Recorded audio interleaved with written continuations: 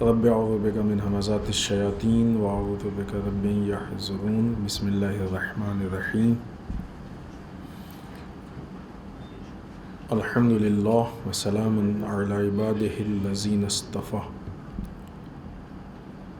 ولعنۃ الدائمۃ الباقیۃ علی اعدائہم اجمعین من الآن الی قیام یوم الدین اما بعد فقد قال الحکیم بسم اللہ الرحمن الرحیم کتاب انزلناہ الیک مبارک لیدبروا آیاتہ ولیتذکر اولو الالباب۔ قرآن مجید سورہ صاد آیت نمبر 29 ارشاد رب العزت ہو رہا ہے کہ یہ قرآن مجید وہ مبارک کتاب ہے کہ جسے ہم نے آپ کی طرف نازل کیا تاکہ یہ لوگ اس کی آیتوں میں غور و فکر کریں اور صاحبان عقل اس سے نصیحت حاصل کریں۔ انشاءاللہ صاحبان عقل اس سے نصیحت حاصل کر کے اس بات کا ثبوت دیں گے کہ ان کے پاس عقل ہے، یہ ثابت ہوگا۔ اس کے ضمن میں قرآن کے خصوصیات قرآن کی نظر میں اس عنوان سے جس گفتگو کا آغاز ہوا تھا وہ آج اپنے 7ویں مرحلے میں ہے اور آخری گفتگو ہے اس سلسلے کی ہے۔ ہم نے پہلے بھی عرض کیا تھا کہ یہ اتنا وسیع موضوع ہے کہ یہ 2 4 10 20 البتہ گفتگو کا نہیں ہے، کیونکہ بے انتہا خصوصیات ہیں قرآن مجید کے۔ لہٰذا پہلے یہ بات تھی کہ جہاں تک ہو سکتا ہے وہاں تک ہوگا، اور عموماً جو موضوعات ہوتے ہیں اس کے لیے اس بات کا اقرار ہے کہ ہمارے جیسا طالب علم ان عظیم موضوعات کے حق کو نہیں ادا کر سکتا، یہ صلاحیت نہیں ہے ہمارے اندر۔ لیکن بہرحال جو مطالب جو باتیں نگاہوں کے سامنے تھیں وہ ساری باتیں بھی بیان کرنے کا موقع فراہم نہیں ہو پایا ہے۔ لہٰذا ایک بہت بڑی دنیا ہے جو ان مطالب کی ان باتوں کی باقی ہے، اور انشاءاللہ کبھی موقع ہوا اور پھر توفیق ہوئی تو عرض کریں گے، ورنہ یہ صرف اس لیے بتا رہے ہیں کہ کبھی یہ مت سمجھیں کہ اس موضوع کے بارے میں ہم مکمل پورے ہو چکے ہیں، ایسا نہیں ہے، ہم کو اس میں بھی مزید آگے کام کرنا ہے۔ ہم نے بارہا عرض کیا کہ خداوند متعال نے ہم کو حکم دیا کہ یہ کتاب ہم نے اس لیے نازل کی ہے کہ تم اس میں غور و فکر کرو، کہہ کے چھوڑ نہیں دیا اس نے، پھر اس کا پلٹ کے پوچھا، سوال کیا، افلا یتدبرون القرآن، کیا یہ لوگ قرآن پہ غور و فکر نہیں کرتے؟ تعجب، ام علی قلوب اقفالها، کہ یا پھر اگر مثلا تدبر نہیں کرتے ہیں دوسری صورت یہی ہے، غور و فکر نہیں کر رہے یا ان کے دلوں میں تالے لگے ہوئے۔ تو گویا وہ جو آغاز میں ہم نے جملہ عرض کیا تھا اس کا دوسرا رخ یہ ہے۔ پہلا رخ کیا ہے؟ پہلا رخ یہ ہے کہ انشاءاللہ ہم غور و فکر کر کے قرآن مجید میں یہ ثبوت دیں کہ ہم صاحب عقل ہیں، اور اگر غور و فکر نہیں کرتے ہیں تو پھر یہ ثبوت خود بخود فراہم ہو جائے گا، یہ ثابت ہو جائے گا کہ ہمارے دلوں پہ تالے لگے۔ ابھی جو اس کچھ دنوں میں یہ اس آخری عشرے میں جو گفتگو ہوئی ہے، اس کے بعد 2 چیزیں تو کلیئر ہو گئی۔ جو خصوصیات پہ بات ہوئی وہ اپنی جگہ پہ، آغاز میں جو 2 آیتیں پیش کی ہیں، قرآن کی آیتیں ہیں دونوں، آغاز میں جو 2 آیتیں پیش کی ہیں، ان 2 آیتوں سے معاملہ یا ادھر ہے یا ادھر ہے، بیچ کا نہیں ہے کہ نہ ہم تدبر کریں اور نہ ہمارے دلوں پہ تالے لگے ہوں، ایسا نہیں ہے۔ ان 2 آیتوں سے یہ کلیئر، یا تو ہم قرآن مجید میں غور و فکر کر رہے ہیں، اس سے نصیحت حاصل کر رہے ہیں، اور اگر ہم نصیحت نہیں حاصل کر رہے ہیں، تدبر نہیں کر رہے ہیں، تو دوسرا راستہ یہ ہے کہ ہمارے دلوں میں تالے لگے ہوئے ہیں۔ ابھی ہمیں کس لائن پہ جانا ہے یہ طے کرنا ہوگا۔ اس آیت شریفہ کے ضمن میں اس موضوع کے عنوان سے جو بات چلی اس میں قرآن مجید کے جن صفات پہ بات ہوئی، پہلی صفت لا ریب فی، یہ وہ کتاب ہے جس میں شک و شبہ کی گنجائش نہیں۔ دوسری صفت جس پہ بات ہوئی ھدی للمتقین، یہ متقین کے لیے ہدایت ہے۔ تیسری صفت کی جس پہ ہم لوگوں نے بات کی وہ یبشر المؤمنین، مومنین کو بشارت دینے والا ہے۔ چوتھی صفت جس پہ ہم لوگوں نے بات کی یہدی للتی ہی اقوم، ان ھذا القرآن یہدی للتی ہی اقوم، یہ قرآن ایک قیم باقی رہنے والے دین کی طرف ہماری ہدایت کرتا ہے۔ پانچویں صفت جس پہ ہم لوگوں نے بات کی وہ یہ کہ وہ لوگ جو اللہ کا خوف رکھتے ہیں وہ اس سے نصیحت حاصل کرتے ہیں۔ چھٹی صفت کی جس پہ ہم لوگوں نے بات کی کہ یہ قرآن ہمارے لیے، البتہ چھٹی اور ساتویں صفت کہ ہمارے لیے رحمت اور شفا ہے یہ قرآن مجید ہمارے لیے۔ آٹھویں صفت کی جس پہ بات بہرحال کل شروع ہوئی لیکن بہرحال آج اس پہ مزید بات ہونی ہے۔ اس کے علاوہ بھی بعض صفات ہیں ہمارے پوائنٹس میں، اگر آج وقت تھا، چونکہ آج پروگرام کے بعد جیسا کہ اعلان ہوا ہے بچوں کا پلے ہے، بہت اچھی چیز ہوتی ہے پلے۔ بہت ساری ایسی بات ہیں کہ جن کو ہم 2-4 تقریر میں کہتے ہیں، پلے 5-10 منٹ میں اس کو سمجھا دیتا ہے، چونکہ وہ ہم کو پریکٹیکل کہ اس میں لا کے کھڑا کر دیتا ہے نا، عملی اس میں، تو وہ سمجھا دیتا ہے۔ تو انشاءاللہ اس پلے میں بھی ہم لوگ جو ہے وہ اس کو بھی دیکھیں گے اور بچوں کی حوصلہ افزائی بھی ہوگی اس سے، اور بعض مسائل ہمارے لیے کلیئر ہوں گے۔ تو اس پہ آج بات ہونی ہے، جہاں تک آج ہی انشاءاللہ بس سورہ نحل آیت نمبر 64، ارشاد رب العزت ہو رہا ہے وَمَا أَنزَلْنَا عَلَيْكَ الْكِتَابَ إِلَّا لِتُبَيِّنَ لَهُمُ الَّذِي اخْتَلَفُوا فِيهِ وَهُدًى وَرَحْمَةً لِقَوْمِ يُؤْمِنُونَ، ہم نے یہ کتاب آپ پر صرف اس لیے نازل کی ہے کہ آپ ان مسائل کی وضاحت کر دیں جن میں یہ اختلاف کیے ہوئے ہیں، اور یہ کتاب صاحبان ایمان کے لیے مجسمہ ہدایت اور مجسمہ رحمت ہے۔ کتاب اس لیے نازل کی ہے کہ جن میں یہ لوگ اختلاف کیے ہوئے ہیں اس میں یہ کتاب جو ہے وہ رہنمائی کر دے، یا اس کے ذریعے سے رسول رہنمائی کر دیں، ان مسائل کی وضاحت کر دیں۔ یہ کتاب ہمارے لیے کیا ہے؟ یہ کتاب ہمارے لیے ہدایت بھی ہے اور رحمت بھی ہے۔ یہ قرآن مجید ہم سے کہہ رہا ہے، اور یہ اس قرآن کی خاصیت ہے۔ یعنی معلوم یہ ہوا کہ اگر ہمارے یہاں کسی مسئلے کو لے کے اختلاف ہو جائے تو اس کا حل کہاں ہونا چاہیے؟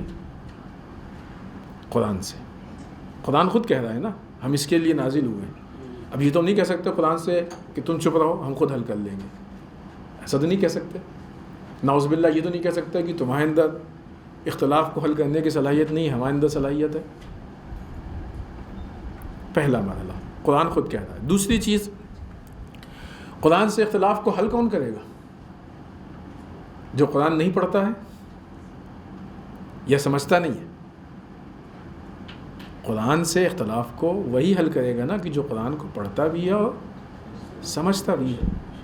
سمجھنے والوں میں بھی جو زیادہ بہتر سمجھتا ہے وہ زیادہ بہتر حل کرے گا اختلاف کو، ہے کہ نہیں؟ یہ بات ذہن میں رکھیں، کیونکہ یہ بہت زیادہ پریکٹیکل، جتنی یہ صفات ہیں یہ عموماً پریکٹیکلی مسائل ہیں ہمارے میں، تو یہ بہت زیادہ پریکٹیکلی مسئلہ ہے ہمارے بیچ میں۔ چونکہ بہرحال ایسا تو نہیں کہ ہمارے بیچ میں کسی بھی مذہبی یا کسی بھی معاملے کو لے کے اختلاف نہیں پیدا ہوتا، اختلاف تو پیدا ہوتا ہے۔ خود اس موضوع کے عنوان سے قرآن مجید میں بہت سارے ایسے اشارے ہیں، بہت ساری باتیں ہیں کہ جس میں ہم سے یہ کہا گیا ہے کہ قرآن مجید سے فیصلہ کرو، قرآن مجید سے، اور ایسا نہ ہو کہ قرآن مجید جو فیصلہ کر دے تو اس کو قبول کرنے میں تمہیں اپنے دل میں تنگی محسوس ہو۔ نہیں، اپنے دل میں تنگی بھی محسوس مت کرنا۔ دل میں تنگی سمجھ رہے، فیصلہ تو ہو گیا لیکن سمجھ میں نہیں آ رہا ہے، پسند نہیں آ رہا ہے، ہوتا ہے کہ نہیں؟ عموماً قضاوت کا جو مسئلہ ہوتا ہے، فیصلے کا، شروع میں جب لوگوں میں آپسی اختلافات ہوتے ہیں تو آ جاتے ہیں فلاں صاحب، فلاں عالم دین، فلاں، بس آپ فیصلہ کر دیجئے۔ دونوں اسی نیت سے آتے ہیں کہ ہم تو ایک دم صحیح ہیں، دوسرا غلط ہے۔ جب فیصلہ ہوتا ہے ظاہر کسی ایک کے حق میں ہوگا، جس کے حق میں نہیں ہوتا وہ کہتا ہے کہ نہیں، انہوں نے فیصلہ غلط کیا، ہم اس فیصلے کو نہیں مانتے ہیں، قبول نہیں کرتے ہیں۔ یہ جو حالت ہوتی ہے یہ دل میں تنگی ہے، دل اس کو ایکسیپٹ نہیں کر رہا ہے، قبول نہیں کر رہا ہے۔ حکومت کے بھی فیصلے اگر پولیس نہ ہو تو کوئی نہ مانے، پولیس کے ڈنڈے سے وہ منوائے جاتے ہیں۔ بہت کم لوگ ہوں کہ جو عقیدت میں اور اس میں مان لے، ورنہ نہیں مانے۔ اور ایمان اسی کا نام ہے۔ ہم نے کسی گفتگو میں، وہ جو 3 گفتگو ہوئی ہے مولا کائنات سے متعلق، شاید اس میں یہ بات پیش کی کہ جب امام نے اپنے چاہنے والے کے ہاتھ کو کاٹ دیا تو وہ علی کے فضائل پڑھ رہا، نہیں معلوم، شاید یہاں نہیں، کہیں اور نے اس کو پیش کیا، کسی اور جگہ وہ مولا کائنات کے فضائل پیش کر رہا، پڑھ رہا ہے۔ خارجی آیا ہے کہ اس نے سوچا کہ اچھا موقع ہے، اس کو علی کے خلاف بھڑکانے کا اچھا موقع ہے، کہ تمہارا ہاتھ کس نے کاٹا؟ تو اس نے امام کا قصیدہ پڑھنا شروع کر دیا، امام کے فضائل بھی، اس نے کاٹا کہ جو مثلا اماموں میں فلاں ہے، اس نے کاٹا کہ جو فلاں ہے فلاں ہے۔ تو جسے کہا نا کہ وہ ایک دم مایوس ہو گیا، بور ہو کے واپس چلا گیا کہ کیا اس کو ہم بہکائیں، کیونکہ وہ سمجھتا تھا۔ تو یہ ایمان ہے۔ قرآن پہ اتنا ایمان ہونا چاہیے کہ قرآن جو فیصلہ کر رہا ہے وہ ہمارے حق میں صحیح ہے۔ آیت نے بھی ایمان کی شرط لگائی ہے، بغیر ایمان کے ہو ہی نہیں سکتا کہ آدمی فیصلہ مانے اور ایکسیپٹ کرے، فیصلے کو قبول کرے۔ قرآن مجید کے نازل، البتہ جو اختلافات ہیں، اختلافات وہ بھی اختلافات ہیں کہ جو آپسی اختلافات ہوتے ہیں، جھگڑے ہو جاتے ہیں، گھروں کے جھگڑے، معاشرے میں جھگڑے، دوستوں میں، ملنے والوں میں، وہ بھی اختلافات کی جو مذہب کی بنیاد پہ ہو جاتے ہیں۔ اب اس میں سے کچھ ہو جاتے ہیں اور کچھ پیدا کیے جاتے ہیں، ڈالے جاتے ہیں۔ اگر مسلمان قرآن مجید کو اپنا محور بنا لے، قرآن مجید کے اوپر چلے، تو دشمنان اسلام کی بہت زیادہ پالیسیز، بہت زیادہ سازشیں یوں ہی بیکار ہو جائیں، کیونکہ وہ بہت سی چیزوں کو لے کے اختلاف پیدا کرتے ہیں۔ فلاں مسئلہ ہے کہ نہیں، فلاں مسئلہ، یہ بہت سے باہر سے آتے ہیں نا۔ ابھی جیسے بعض چیزیں چل رہی ہیں عید کو لے کے، ابھی انشاءاللہ وقت رہا تو ذکر کریں گے، عید کو لے کے، قدس کو لے کے اختلاف، قدس منائے کہ نہ منائے، اب یہ کہاں سے آیا اختلاف؟ حتیٰ وہ مسائل کی جو ایک دم متفقہ، ایک دم سب اس پہ وہ تھے، ابھی وہ اختلافی ہوتے جا رہے ہیں۔ آج سے کچھ سال پہلے تک کسی نے تصور کیا تھا کہ مرجعیت کو لے کے کوئی اختلاف ہو سکتا ہے؟ مسلمانوں میں، حتیٰ عام لوگوں میں اتحاد و اتفاق کو لے کے بھی کوئی اختلاف ہو سکتا ہے؟ یہ تو ایک دم کامن سینس کی چیز ہے، بہت بیسک چیز ہے کہ لوگوں میں اتحاد ہونا چاہیے۔ ابھی اتحاد کو لے کے اختلاف ہو جائے تو اب اگر مسلمان قرآن کو محور بنا لے، یا بالخصوص ہماری قوم، تو یہ اختلاف ہی نہ ہو۔ جیسی دشمن یہ اختلاف ہمارے یہاں ڈالے تو وہ خود ہی کہہ دیں گے کہ بھائی کیا بات کر رہے ہو، ہمارے پاس آیت موجود ہے، آیت کے مقابلے میں کیسے ہم تمہاری بات سن سکتے ہیں؟ پہلے اس کو واپس کر دیں گے۔ جیسے ہی وہ ہماری قوم کے دائرے میں انٹری لینا شروع کرے گا، وہ شبہ پہلے ہی آدمی اس کو باطل کر کے باہر پھینک دے گا۔ اسی لیے دشمن کے لیے جاہل بہت کام کا ہوتا ہے، جاہل، غافل، احمق بہت کام کا ہوتا ہے، کیونکہ سارے مسائل اسی کی وجہ سے حل ہوتے ہیں۔ وہی آ کے ہنگامہ کھڑا کرتا ہے، وہی سارے جذباتی چیزیں پیدا کرتا ہے۔ ہاں ایسا کیسے ہو گیا، ایسا کیسے ہو گیا، تھوڑا سا الفاظ کو گھما پھرا اس کو سمجھا دیجیے، ایک دم آپے سے باہر، اور ظاہر اس کے اندر کچھ ہوتا نہیں ہے سوائے جذبات کے، کچھ نہیں ہوتا ہے۔ اور اسی لیے سارے اختلافات آپ دیکھیں تو مثلا فٹ پاتھ، ہوٹل، انہی جگہوں سے پیدا ہوتے ہیں، سارے ہنگامے وہیں سے، کیونکہ یہ لوگ عموماً وہیں پہ رہتے ہیں، فالتو قسم کے لوگ جو ہوتے ہیں، بیکار قسم کے۔ تو سارے اختلافات کی بنیاد اس لیے کہ نہیں جانتے ہیں قرآن۔ ہم نے اس سے پہلے بھی عرض کیا، گلیڈ اسٹون نے یہی کہا تھا کہ اگر ہم کو مسلمانوں پہ غالب آنا ہے تو پہلے ہم کو ان سے قرآن کو چھین کے آگ لگانی پڑے گی، جلانا پڑے گا۔ اختلاف کہاں پہ پیدا ہوگا؟ جہاں پہ ہم قرآن مجید سے دور ہیں، اہل بیت سے دور ہیں، نہ ہم کو قرآن کے اصول معلوم ہے، نہ اہل بیت کی سیرت معلوم ہے۔ ورنہ جو آدمی قرآن جانتا ہے یا اہل بیت کی سیرت جانتا ہے، وہ کیسے کہہ سکتا ہے کہ اتحاد نہیں ہو سکتا؟ مثلا ہم نے ایک مثال دی، کیسے قدس کی مثلا مخالفت کر سکتا ہے؟ کیسے ممکن ہے کہ وہ قدس کی مخالفت کرے؟ قرآن مجید نے تو خود ظلم پہ سوال اٹھایا ہے۔ قرآن مجید نے تو مثلا یہودیوں کا نام لے کے کہا کہ صاحبان ایمان تمہارے سب سے زیادہ دشمنی ہے۔ اب اگر کوئی اعتراض کرے کہ کیوں اسرائیل کے خلاف، کیوں فلاں، کیوں فلاں، جاہل ہے وہ انسان، قرآن نہیں پڑھا اس نے۔ یہ کام کوئی جاہل کر سکتا ہے جو قرآن سے دور ہے؟ وہ آدمی کی جو مثلا حتیٰ وہ لوگ کی جو صرف قرآن کی تلاوت کرتے ہیں، یوں ہی ترجمہ بھی نہیں پڑھتے ہیں، دراصل یہود لفظ تو سمجھ میں آتا ہے کہ نہیں آتا ہے، وہ بھی اس سے اختلاف نہیں کر سکتے. تو یہ سارے اختلافات وہیں پہ پیدا ہوں گے، وہیں سے شروع ہوں گے کہ جہاں پہ جہالت پائی جاتی ہے، جتنے بھی اختلافات ہیں. لہٰذا خود قرآن کہہ رہا ہے جب تمہارے درمیان اختلافات ہوں، تمہارے اپنے ذاتی اختلافات ہوں، فیملی کے ہوں، تمہارے اپنے مسائل کے ہوں، تمہارے سوشل اختلافات ہوں، مذہبی اختلافات ہوں، قومی اختلافات ہوں، کیسے بھی اختلافات ہوں، جب تمہارے درمیان اختلاف ہے تو ہمارے پاس آؤ. یہ قرآن اس لیے نازل ہوا ہے کہ تمہارے اختلافات کو حل کرے. ہے اتنا ایمان قرآن پہ ہمارا؟ سیدھی سی بات، 2-2-4 کی بات ہے. ہمارا اتنا ایمان قرآن مجید پہ ہے کہ نہیں ہے؟ زبانی اعتبار سے تو ٹھیک ہے، آیا جب ہمارا اختلاف ہوگا تو ہم جائیں گے قرآن کے پاس. کس معنی میں قرآن کے پاس جائیں گے؟ اس معنی میں نہیں کہ مثلا قرآن کو ہاتھ میں لے کے بد دعا کریں، نہیں. اس معنی میں کہ قرآن کے اندر کون سا ایسا اصول موجود ہے، قانون موجود ہے، کون سی آیت ہے کہ جو ہمارے اس اختلاف کو حل کر سکتی ہے. تاکہ قرآن کی پناہ میں جائے، قرآن سے فیصلہ کرائے، سیدھی سی بات. لہٰذا قرآن مجید کے نازل ہونے کا مقصد، قرآن مجید کے نازل ہونے کا مقصد یہ ہے کہ حق کو باطل سے جدا کرے. اختلافات پیدا کہاں ہوتے ہیں؟ صفین کا قرآن ایک بہت بڑی مثال ہے، بارہا ہم لوگوں کے بیچ میں آئی. اس چیز کو سمجھنا چاہیے. جن لوگوں کے ہاتھ میں نیزے پہ قرآن مجید یا جزدان تھا، در واقع وہ قرآن کے ساتھ نہیں تھے. یہ مت دیکھیں کہ ہاتھ میں کیا ہے، یہ دیکھیں کہ واقعی ساتھ ہے کہ نہیں. ہاتھ میں قرآن ہونا اور ہے، قرآن کے ساتھ ہونا اور ہے. ہاتھ میں قرآن کو استعمال کرنے کے لیے بھی لیا جاتا ہے، لیکن قرآن کے ساتھ ہونے میں قرآن پہ عمل کیا جاتا ہے. یہی وجہ ہے کہ وہاں پہ جب حق و باطل کو مکس کر دیا گیا تو جو لوگ اس فرق کو نہیں محسوس کرتے تھے وہ امام علی کے مقابلے میں آ کے کھڑے ہو گئے. علی بس اب جنگ روک دے، اب نہیں ہوا. قرآن کے مقابلے میں کیسے ہم جنگ کریں گے؟ یہ بات آپ کی نگاہوں کے سامنے ہے کہ نہیں؟ کوئی چھپی ہوئی بات نہیں، ایک دم کلیئر. اب ہم جنگ نہیں کر سکتے اور یہ ہے وہ ہے سارا. قرآن مجید کے نزول کا مقصد ہی یہی ہے کہ حق و باطل میں فرق پیدا کیا جائے، حق الگ ہو جائے، باطل الگ ہو جائے، لوگوں کے لیے کلیئر ہو جائے کہ یہ حق ہے، یہ باطل ہے. اور در واقع خداوند متعال نے تمام انبیاء اور ائمہ کے ذریعے سے اتمام حجت کیا ہے. لوگوں ان کے لیے بیان، صاحبان ایمان ان کے لیے بیان کیا. یہ قرآن اسی لیے نازل، وضاحت کر دیں، بیان کیا. یہ اللہ نے ہمارے لیے کلیئر کیا ہے کہ حق کیا ہے، باطل کیا ہے. خوب ہمارے اوپر ہے کہ ہم کس حد تک اس کو سمجھ سکتے ہیں. کیسے رسول اللہ صلی اللہ علیہ وآلہ وسلم نے بھی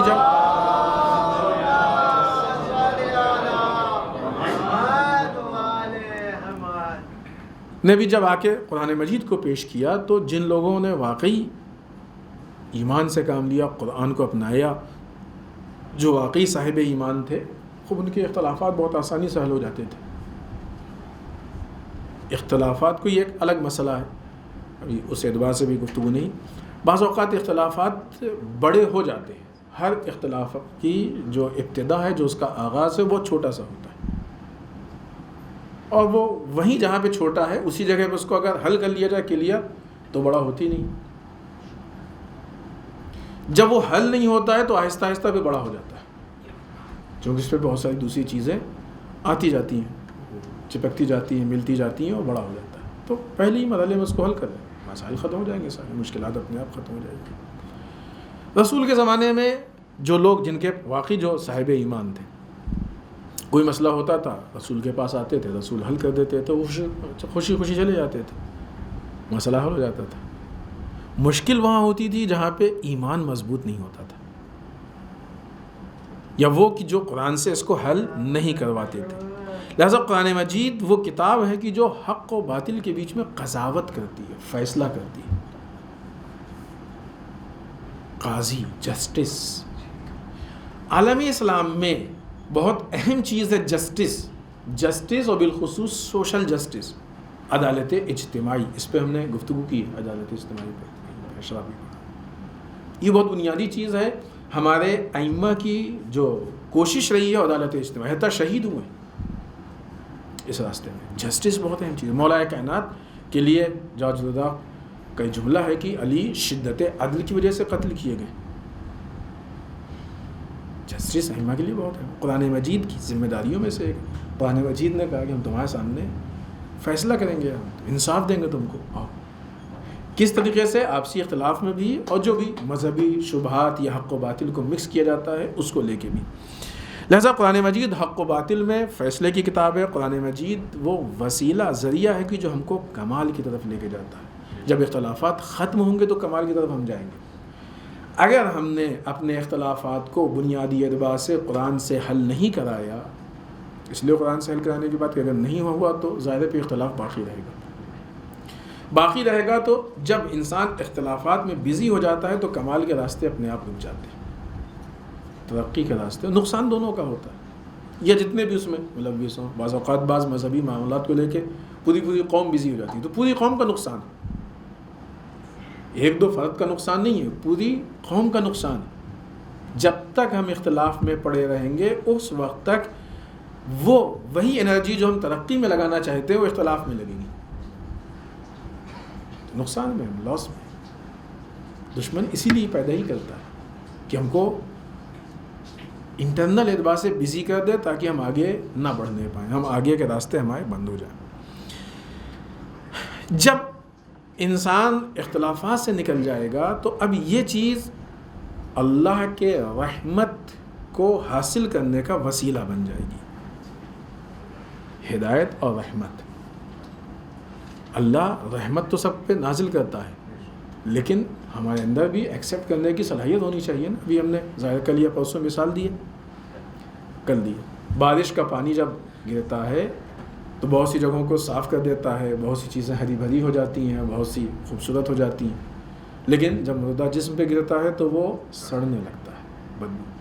اس کے اندر رحمت پروردگار کو حاصل کرنے یا اس سے فائدہ اٹھانے کی صلاحیت نہیں ہے. اختلاف میں پڑی ہوئی قومیں مردہ قومیں ہوتی ہیں. اگر رحمت آئے گی بھی تو رحمت سے برباد کریں گے اپنے آپ کو، آبادی کی طرف نہیں جائیں گے، مشکلات میں جائیں گے، پریشان ہوں گے. لہٰذا لیکن ان ساری چیزوں کے، حتیٰ ہدایت اور رحمت، ان ساری چیزوں کو حاصل کرنے کی شرط یہ ہے لقوم یؤمنون، ایمان ہونا چاہیے. صاحبان ایمان کے لیے ہے. قرآن مجید ہدایت کی کتاب ہے، قرآن مجید رحمت کی کتاب ہے، قرآن مجید اختلافات کو حل کرنے کی کتاب ہے، قرآن مجید مسائل کو حل کرنے کی کتاب ہے. ساری چیزیں کس شرط کے ساتھ؟ ایمان ہو، اور واقعی ایمان ہو. وہ ایمان نہیں جو زبانی ہے ایمان. ہمیں اللہ پہ ایمان ہے، یہ ہم نے شروع میں کسی اس میں بات کہی ہے، صرف یاد دلا دے. اللہ پہ ایمان ہے، سب کو ہے. اللہ دیکھ رہا ہے سب، پھر گناہ کیوں ہو رہا ہے؟ اگر یقین ہو جائے کہ اللہ ہمیشہ اور ہر جگہ دیکھ رہا ہے تو آدمی کیسے ہمت کرے گا گناہ کرنے کی؟ موت سب کے لیے ہے، خود سب کو ایمان ہے، کبھی بھی آ سکتی ہے، سب کو ایمان ہے. ہمیشہ تیار ہے موت کے لیے. ایمان سے انکار نہیں ہے، لیکن یہ ایمان عملی منزل میں نہیں، پریکٹیکلی منزل میں یہ ایمان نہیں ہے. جو عملی منزل، وہ ایک مشہور ہے واقعہ، لوگوں میں گشت کرتا ہے. ایمان کس کے لیے کہ مثلا کہیں پہ قحط پڑ گیا اور نماز استسقاء پڑھی جانے لگی، لوگ جمع ہوئے. نماز استسقاء معلوم ہے، بارش کو طلب کرنے کے لیے نماز پڑھی جاتی ہے، اس کے بعد اللہ سے دعا کی جاتی ہے اور بارش ہوتی ہے، اسے نماز استسقاء کہتے ہیں. شرائط ہیں اس کے. سب لوگ نماز استسقاء پڑھنے کے لیے نکلے آبادی سے باہر. ایک بچہ آیا تو وہ چھاتا لے کے آیا، چھتری. کسی نے کہا بارش تو ہو نہیں، اتنا ویسے سوکھا پڑا ہوا، چھتری کہاں لے کے آیا؟ کہ خوب نماز استسقاء کے لیے جا رہے ہیں نا. اس بچے کو نماز استسقاء پہ یقین تھا اس کو. یہ ایمان کی جو ہم کو عملی میدان میں لیا ہے، عملی منزل میں لیا ہے، یہ ایمان واقعی ایمان ہے. اس ایمان کے بعد پھر قرآن ہم کو فائدہ پہنچائے گا. یعنی وہ ایک الگ چیز ہی کھل جائے گی قرآن کی، جو پردے ہیں وہ ہٹ جائیں گے. اور ہم کو دکھائی دینے لگے گا کہ ہاں کیا فائدہ ہے. بہت سے پردے ہیں ہماری نگاہوں کے سامنے، ان پردوں کو پھاڑنا، چاک کرنا، الگ کرنا یہ ہماری ذمہ داری ہے. اگر نہیں ہوں گے تو خوب ہر آدمی ہم سے کھیلے گا، دشمن ہم کو بہکائے گا. ابھی آپ دیکھیں بعض چیزوں کو دیکھ کے ہنسی بھی آتی ہے. بعض اشتہار دیکھنے میں آئے، عید اہل بیت، اہل بیت کے گھرانے میں عید کیسی ہے؟ مجلسیں ہو رہی ہیں، ٹھیک ہے مجلس اچھی چیز ہے، مولا کائنات کی شہادت یقیناً ایک مصیبت ہے، ماننی چاہیے، منانی چاہیے. لیکن آیا اس چیز کو بنیاد بنا کے قوم میں تفرقہ ڈالنا یہ صحیح ہے؟ مثلا یہی طبقہ خود عید سے انکار کرتا ہے، یہی طبقہ خود اصل عید سے انکار کرتا ہے، عید نہیں منانا چاہیے، عید کی نماز میں شرکت نہیں کرتے ہیں وغیرہ. امام علی شہید ہوئے ہیں کیسے؟ خوب امام علی کے بعد کیا اہل بیت کے گھرانے میں عید نہیں منائی گئی؟ روایات لاتے ہیں فلاں روایت فلاں روایت. تو بہت سیدھی سی چیز ہے. آپ لوگوں نے بھی بارہا سنا ہوگا کہ ماموم نے امام رضا علیہ السلام کو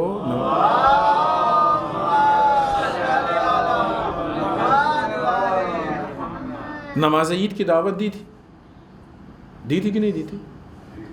امام نے قبول کی تھی کہ نہیں کی تھی؟ صرف شرط یہ لگائی تھی کہ روش ہماری اپنی ہوگی، طریقہ اپنا ہوگا. اصل مسئلے میں تو کوئی مشکل نہیں تھی نا، اصل معاملے میں تو مشکل پرابلم نہیں تھی نا. اگر اہل بیت کے گھروں میں عید نہیں منائی جاتی تھی تو امام نے پھر یہ عید کی نماز پڑھانے کی دعوت کو قبول کیوں کیا؟ اتنی سی بات دو چار یہ احمقوں کو سمجھ میں نہیں آتی، جاہلوں کو. اتنی محنت کر دیتے ہیں، استدلال کرتے ہیں سمجھانے میں عید نہیں منانی. سیدھا سا واقعہ تو بچوں کو بھی یاد ہے، کوئی بھی اس سے نتیجہ نکال سکتا ہے. کیوں ایسا ہے؟ اتفاقاً وہ جواب بھی وہیں پہ ہے کہ جس وقت امام جا رہے تھے اور اس کے بعد جو ایک فضا قائم ہوئی تھی اس نماز کی وجہ سے، اس فضا سے ماموم کو خوف پیدا ہوا. جواسی سندا کے بتایا وہ جو فضا قائم ہوئی، سب لوگ امام پہ آ کے متفق ہونے لگے، اس سے خوف پیدا ہوا. لہٰذا پھر امام کو روک دیا، منع کر دیا، کیونکہ اس کو اپنی حکومت کمزور ہوتی نظر آ رہی تھی. منع کر دیا امام کو کہ آپ نہ پڑھائیں، ہے کہ نہیں؟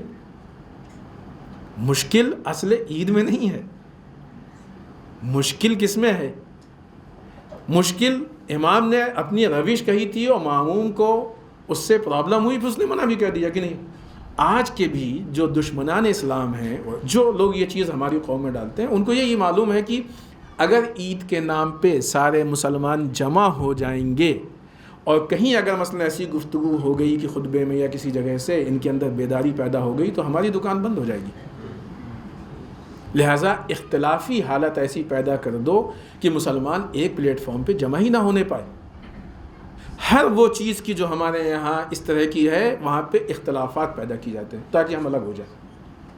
اختلاف ہے اور کچھ نہیں ہے، صرف اس لیے کہ مسلمانوں کو الگ کیا جائے.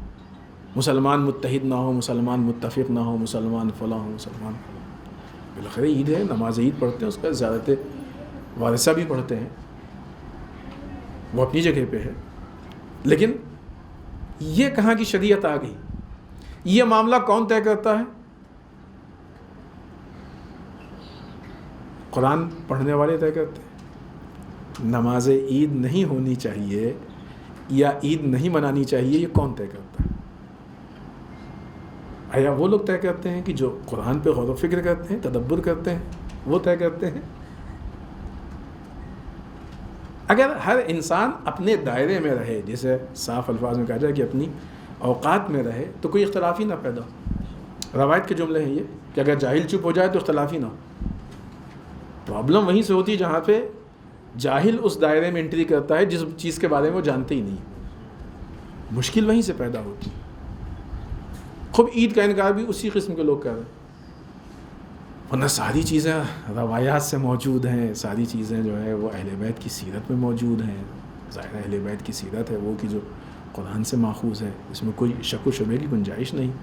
اور بہت ساری چیزیں اگر انسان جائے تو آیات سے نکال سکتا ہے، حل کر سکتا ہے، مسائل حل ہو سکتے ہیں، کوئی مشکل نہیں. اتحاد و اتفاق کی طرف دعوت، بہت سی چیزیں، یہ چیزیں، یہ حالات ان کو کھلتے.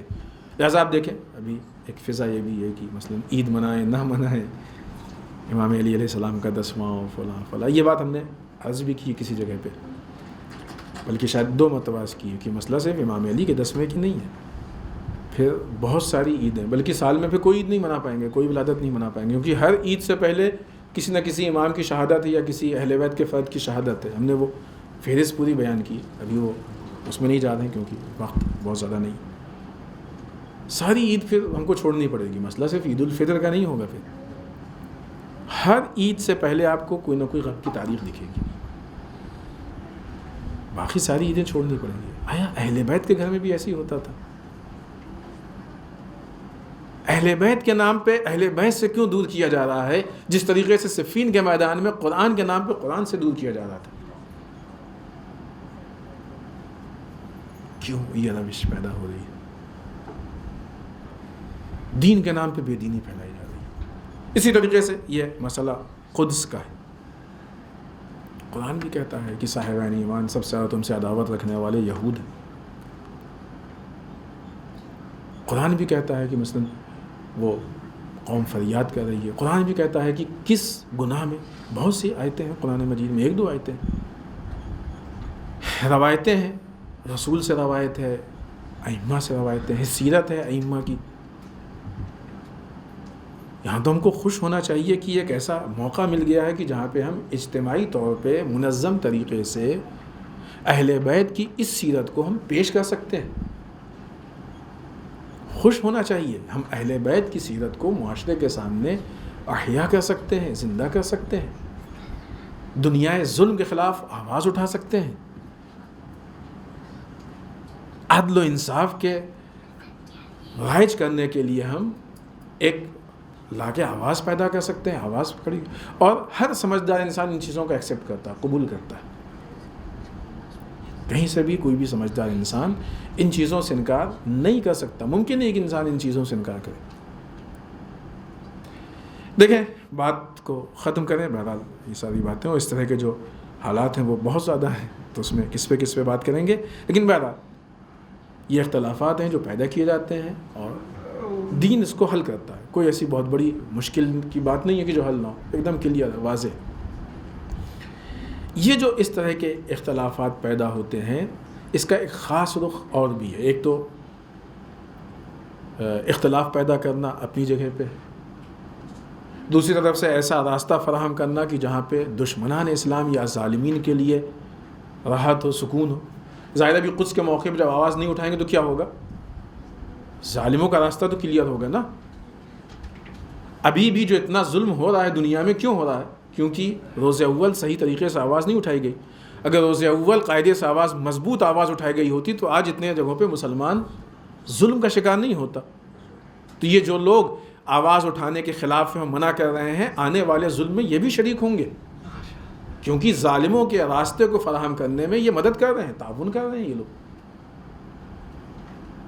ظلم کو پروموٹ کرنے کی کوشش کر رہے ہیں، یہ لوگ لہذا اس میں شریک ہوں گے۔ تو یہ اس لیے کہ اگر قدس جیسی چیز منائی جائے گی تو ظالمین کے لیے مزاحمت ہوگی، رکاوٹ ہوگی۔ یہ وہ چیز جس کے لیے امام علی افسوس کرتے ہیں کہ لوٹنے والا لوٹ کے چلا گیا، اس کو خراج تک نہیں آئی، تم بولے نہیں اس کے مقابلے میں۔ امام علی تعجب کرتے ہیں، اگر امام علی تعجب کرتے تھے تو آج بھی امام زمانہ اجل اللہ تعالیٰ فرجہ الشریف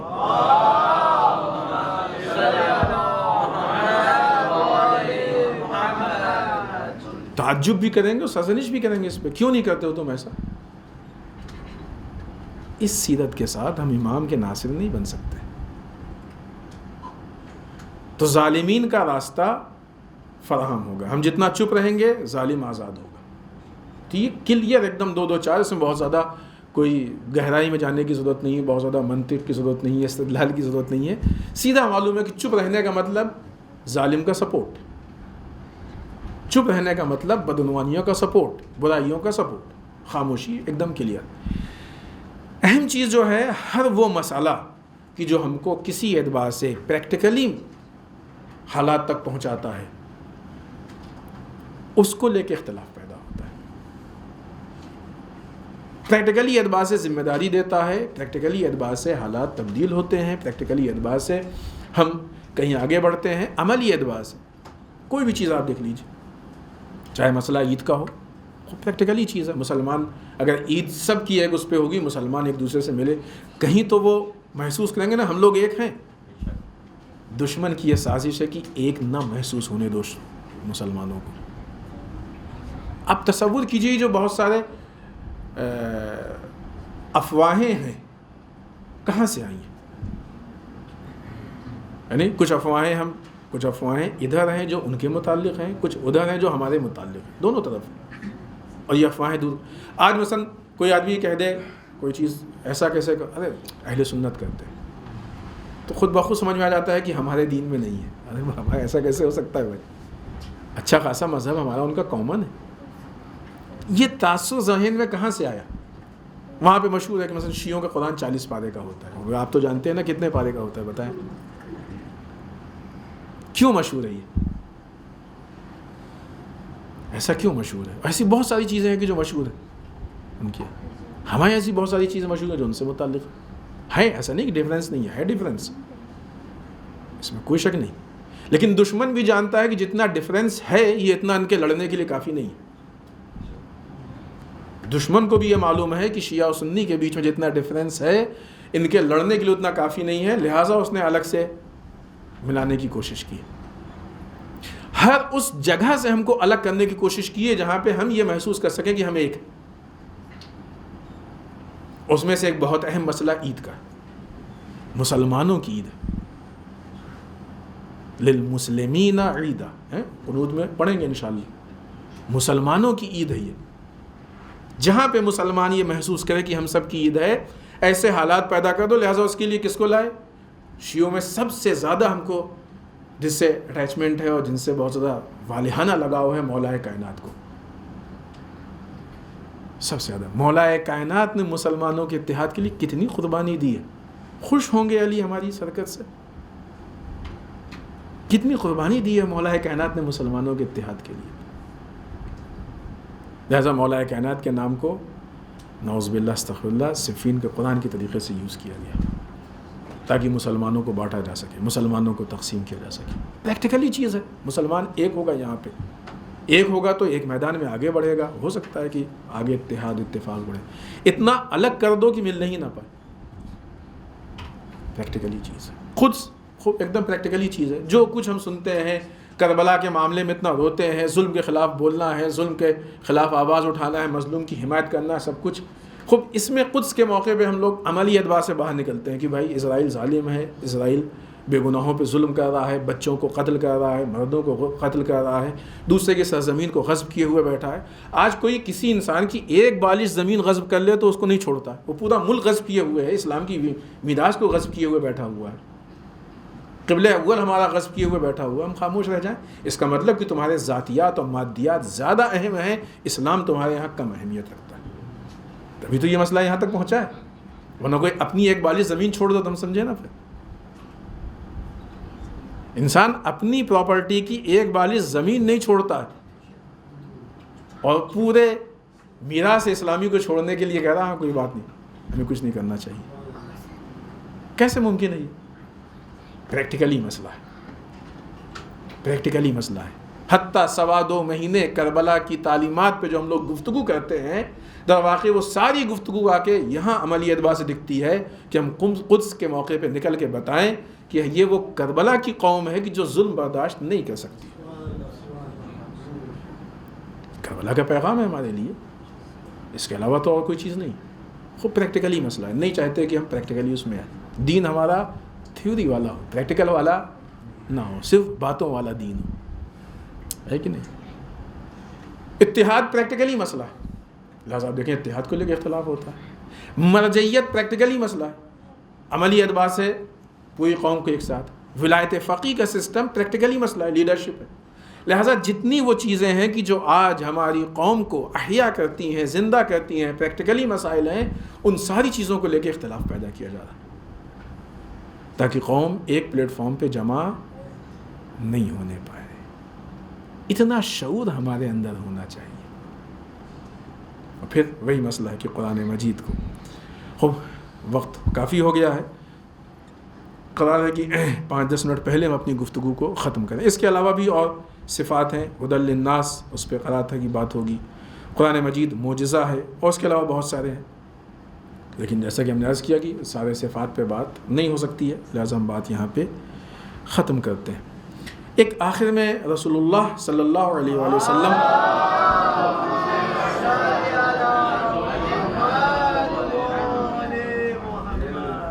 کا ایک قول ہے، اس مبارک قول پہ اس گفتگو کو ہم ختم کرتے ہیں، اور پھر انشاءاللہ اگر سوال ہے تو ٹھیک ہے، ورنہ آپ لوگ انشاءاللہ بچوں کے پلے سے محظوظ ہوں۔ رسول ارشاد فرماتے ہیں کہ جب بھی تمہارے درمیان فتنے، یہ ساری چیزیں فتنہ ہے، عید کا مسئلہ، خود کا مسئلہ، جو بھی یہ سب فتنہ، جب بھی تمہارے درمیان فتنے رات کے ٹکڑے کی طریقے سے تم کو مشتبہ مبہم کر دیں، تمہارے لیے کوئی چیز مبہم ہو جائے، ابہام ہو جائے، کلیئر نہ ہو، شک ہو تمہارے درمیان، تو قرآن کی طرف اپنا منہ رخ کر لو، قرآن سے توسل کر لو، قرآن کے پاس چلے جاؤ، اس کی پناہ میں چلے جاؤ۔ قرآن وہ شفیع ہے کہ جس کی شفاعت قبول کی جائے گی، جب بھی ایسے حالات پیدا ہوں قرآن کی پناہ۔ اور قرآن وہ شاکی ہے، شکایت کرنے والا ہے کہ جس کی شکایت قبول کی جائے گی۔ اگر وہ تمہاری شفاعت کرے گا تو وہ قبول کی جائے گی، اگر وہ تمہاری شکایت کرے گا تو وہ قبول کی جائے گی۔ لہٰذا ہم قرآن کو شکایت کا موقع نہ دیں، اس سے شفاعت کو حاصل کرنے کی کوشش کریں۔ جو بھی انسان قرآن کی طرف رخ کرے گا، قرآن کی پناہ میں جائے گا، قرآن کے ساتھ جائے گا، یوں کہا جائے کہ قرآن کو اپنا ہادی رہنما بنائے گا، قرآن سے رہنمائی لے گا، تو قرآن اس کو جنت کی طرف رہنمائی کرے گا، جنت کی طرف لے کے جائے گا۔ اور جو بھی انسان قرآن کی طرف پیٹھ کرے گا، قرآن اس کو جہنم میں ڈھکیل دے گا۔